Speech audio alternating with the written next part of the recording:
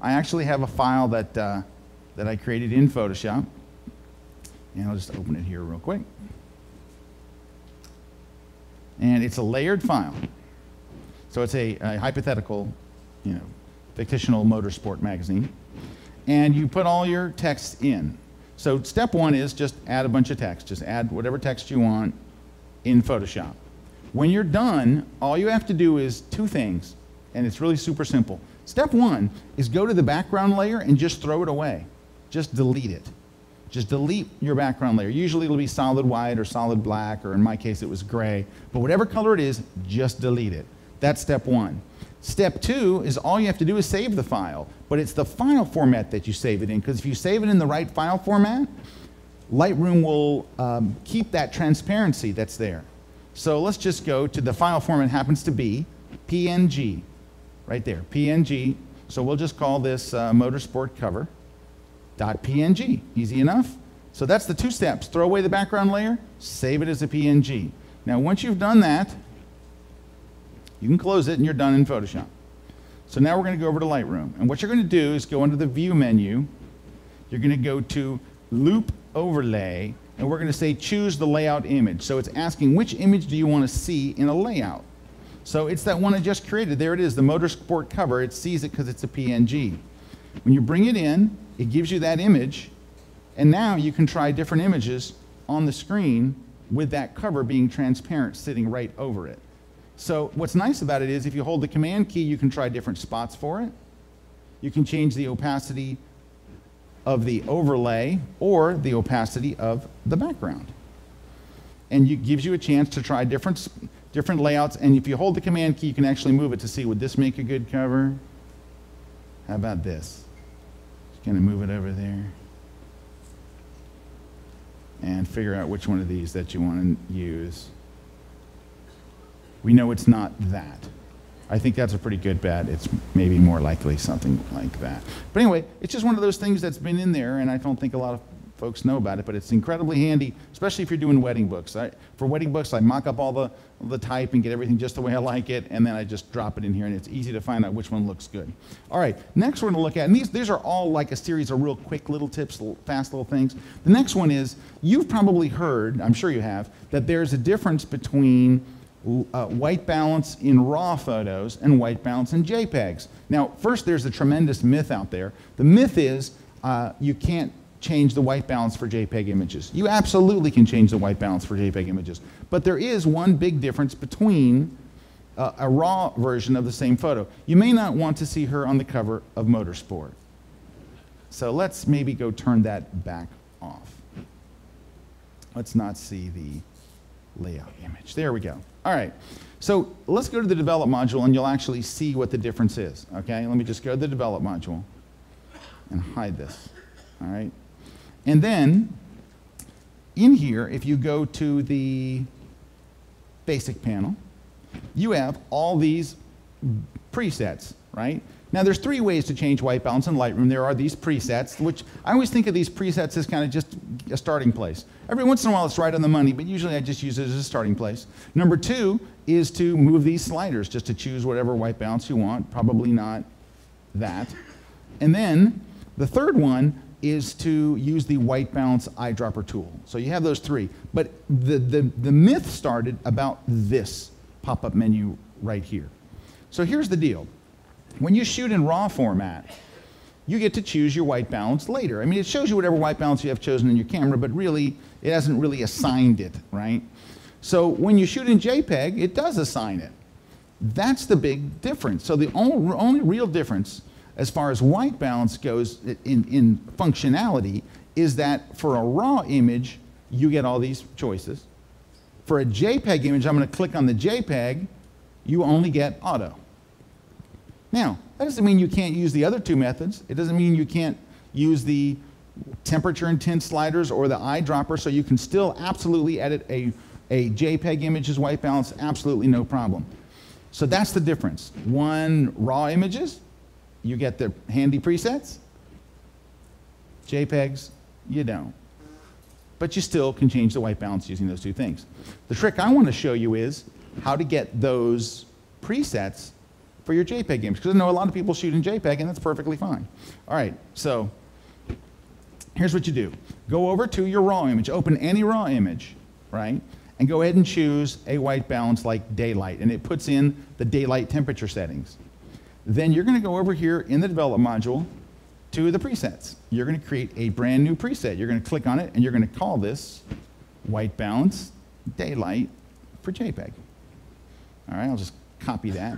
All right, so white balance, and then make sure you've turned on the settings for white balance. So it's copying these settings, and click create. Then we're gonna go and add another one. Go to the menu over here, choose cloudy, hit new, and then do the same thing. And this one's called cloudy. So you're gonna do it for every single one of those. And what's nice is when you're done, you can come over here and not only can you click on them, but you can actually see previews as well as you move your cursor over these. Let me go down to the very bottom. You can see previews of what it's gonna look like, which is actually better than what the pop-up menu does, because the pop-up menu does not show you previews. But this, just by moving your cursor over them, actually does. Shows you the presets for those. So you can have the same kind of settings on JPEG images that you do on raw images. For those of you that care, that was really important. For the rest of you, it's horrible. Okay, now, I have another tip. So let's open up a different image. Not in-game, how about, oh, that's preset. Let me go to the collections panel here. All right, let's open up this image right. Oh, I'm in the wrong thing, there we go. I'm like, where is it? It is this guy. Now, you know that, well, I don't, you may not know, we'll talk about it for a second, clarity. So, you know, we've talked about clarity. We all used clarity a little bit, you know, and we didn't really talk about what it does. So what clarity does is it adds mid-tone contrast. And if you're like, well, what does that really do? So what it really does is, I like to think of it as, it's more of an effect, right? Then all the rest of these things, exposure, contrast, highlight, shadows, whites and blacks, they're for like fixing the image. But now these last three are to make it either more colorful, or I think of clarity as bringing out texture. Anytime you have like an image where you want to enhance the texture, clarity does a great job. Watch the image as I pump it up, right? All right, so it makes everything a little, it almost makes it look like you're sharpening, but it makes it a little more gritty and a little more textury. But the problem with this is, if you drag it to 100, and it's not enough, you can't make it go to 110. It's like, it's as far as it goes.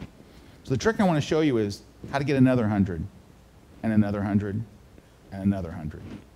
What you do is go to the adjustment brush, crank the clarity up to 100. Now you get to paint another 100 on top of that. And if you want another one, click new, and just start painting in a different area, and you get another round. So it winds up, now, I'm not saying you'd want to take an image this far, I sure don't, but I wanted to show you what the technique is, that you can, we call it double stacking, where you can just keep going. I wouldn't do it over his whole body and all, but there might be something where you do want something to really come out, like maybe his helmet, maybe you want his helmet. Now, if you just hit delete, it gets rid of those. You know, I wouldn't even start him with a full 100, I'd start him maybe down here. Just put a little bit of clarity in there, so maybe 50%. But then if you want to go in here and pick a particular area, like his helmet or something that's really supposed to be shiny, then you can go in there and make that really stand out, maybe his gloves. And then if you want, add another one, because it was really damaging the image. It looked pretty harsh. But anyway, that's how you can get more than 100 out of that slider. The next one I want to show you is duotones. Now, I used to do duotones in Photoshop, and Photoshop does have a way to make duotones, and it is the most convoluted way. I mean, you really have to understand curves and all this. It's quite a mess. And the technique I actually learned from somebody in Adobe. He's a photographer, told another guy in Adobe who told me, and now I'm telling you. And I use it for my own duotones, and it works amazingly well. Of all the duotone techniques that I've used, this is the fastest, easiest, and if you print, it prints absolutely beautifully. So we're going to start with this photo right here. Let me go to Duo. We'll start with this one. So I did this series last year, just, you know how you would do some personal projects every once in a while. My series was of photographers who are musicians. So this is a buddy of mine, Scott Kelby. He is the manager of Nikon Professional Services. He's a very good photographer, and he's an absolutely smoking guitar player. He's insano rock god guitar player. So what I tried to do when I put this together was I shot it backstage so you could see all the cases. And because it was supposed to blend music and photography, I let you see the lights. Like I left the softbox in there, I left the light stands, I let you see the background light. I did all these different things so you could see, okay, I get that. And then down here, I called it sessions because it's a photo session and like a music recording session. And I mentioned their name, what kind of guitar they played, what kind of camera they shot. It was really stupid. Anyway, here's, I did like 7 or 8 of them. I said, okay, that's enough. So here's the full color image. And so what you're going to do, it's incredibly easy to create the duotone effect. Number one is you're just going to click on the word black and white. Of course, that makes it black and white. The rest is all done in the split toning dialog. Now, I used to try to balance the highlights and the shadows and all, but the trick actually is you're only going to use the shadows. You're not going to touch the balance slider. You're not going to touch anything else, just these shadow sliders. All you have to do is first, if you just grab the hue slider, you'll think it's broken. You'll go, this does absolutely nothing. Is it connected to anything? It's just broken. But it's because the saturation, the amount, is automatically set to 0 by default. So if you bring up the saturation a little bit, now you can see the color, and you can go pick a duotone, just any little color in there, and you're done. That's it, 2 sliders. Drag the saturation up so you can see the amount of color. Drag the hue over to a color that looks good to you. And I'm usually in anywhere between 30 and 40, somewhere in there. And it gives you instant duotone effect, except for the people looking on the blue screen that are going, I thought you said it looks brown. All right, so anyway, that is it. Now, once you've got one that you like, go make a preset. Just go over here to the presets, make a preset, you now have an instant duotone.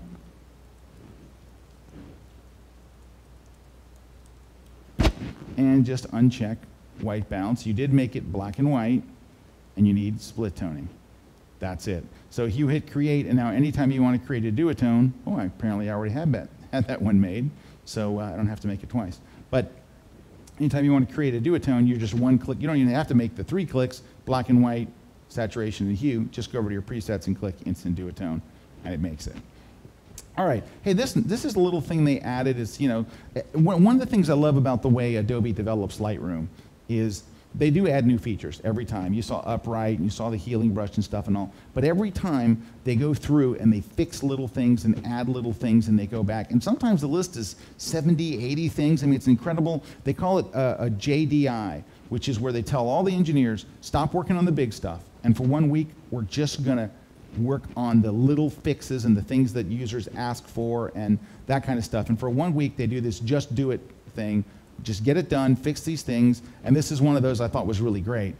It is a change to the way they do the crop tool. It's not a change to the way, it's something that is pretty handy here. Let's go to the develop module. I'm going to hide the presets. We'll grab a photo here. All right, so I want to be able to crop this photo. So you could always do this in previous versions. If you wanted to make this a tall crop, but keep the same aspect ratio, which is very important sometimes, you could turn it this way, right? Make it small, and then if you dragged at a diagonal, like grab the end and dragged it at a diagonal, watch, it would do this, watch. It flips.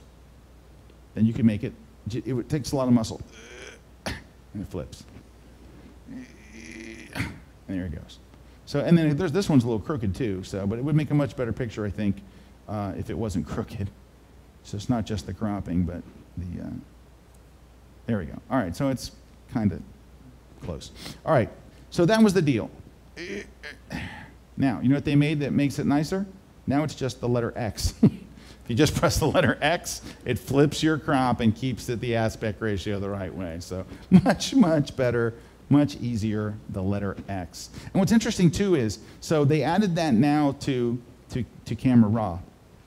And so if you, no, they didn't add it to Camera Raw, they added it to Photoshop 6. So in Photoshop 6 you can actually do that. But it was in Lightroom for years before it made it to Photoshop. Hey, let me ask a question though. I know that some people are probably here today that aren't using Lightroom. You're thinking, I'm thinking, is anybody here looking at Lightroom to see, is this what I want to do? You're using other stuff, maybe Bridge and Camera Raw? Okay, good, oh good, all right.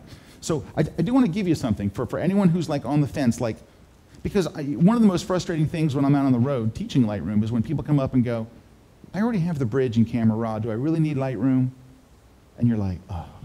They're like, it's pretty much the same, right? And it just really, it gives me suicidal thoughts when they say that. So here's the thing. I did a series of videos, all right? I did a website. It's called 100 Ways Lightroom Kicks the Bridge's Ass. And the bridge and camera raw's ass. And it's at photoshopuser.com, which is the magazine I'm editor of, photoshopuser/Lightroom. And if you go there, it's 100 videos, 100 of them. Now, they are all 60 seconds or less. And I just go, here's how camera raw does it, here's how it's better in Lightroom. I've had people send me an email after watching the very first one and say, that was it, I had no idea, I switched over to Lightroom. Then I've had people go like into 10 or 15, had a guy get all the way to 31 once before he switched to Lightroom. But you'll never get into the 50s or 60s because after a few you're like, I had no idea. So anyway, for anybody that's on the fence here and you want to go check that out, go to photoshopuser.com/Lightroom, and there's all those videos. And what's nice is you'll probably learn some cool stuff when you're there. If you're already using Photoshop or Lightroom, you realize there's all these little features and stuff that aren't right at the top. Hey, the next one is I want to show you. It's not a book module thing; it's a printing thing. But there's something that you can't do with a print that is. Well, it's just upsetting, and that is you can't actually back screen an image. There's no back screening feature. So do you remember how I took that picture of the piano and I dropped it in the book and I lowered the opacity and it became back screened?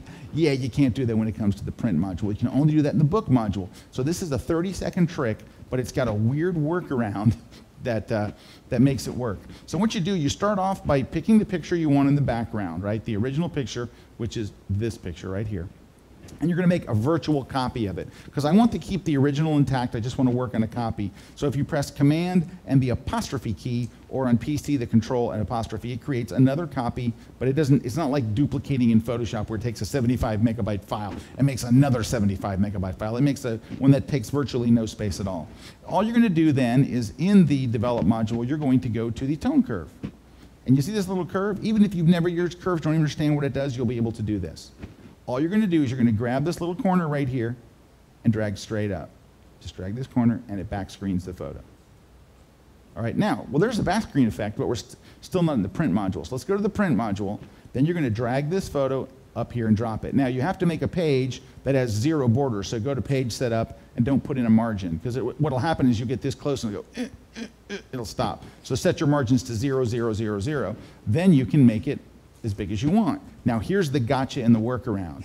So I want a picture to appear over this, right? Another picture to appear there. If I take a picture and drag it up, it goes, oh, you want that as the background? No, I want it on top of the other. There's no way to actually get it to go on top unless you do this crazy trick. Ready? Go over here to the cells panel. Add a new page. So it's another page. If you drag the image over there and make it as big as you want, then it says, oh, okay. And then just close the other page. Okay, like it never happened. And you make a back screen image. Now, if you want to add some text, we had that really cool, you can actually go to the page thing, and you're going to use the identity plate. I wouldn't really put my name over that. That's not good. So let's just go to the edit, and you can actually write your own text in here. We'll write something touching. Always and forever. ... Oh, well, you know what? Let's be more realistic. I give it 6 months. All right. ... Then you can add your text, and then you can, lower the opacity and, something like that. All right. So that was just a quickie. I have like 1 minute left here, because I want to make sure you guys get to. I'll tell you what I will do. I'm going to give you just a really quick little one, because a lot of people, I showed this to somebody literally 2 weeks ago, and and that was just one of those things you're not even thinking about, and the guy wrote me like a 1,200-word thank you, because it speed up his workflow so much. Because his biggest complaint with Lightroom was scrolling up and down through all of the panels. It's like, there's so many panels, it drives me crazy. I'm like, well, do you use solo mode?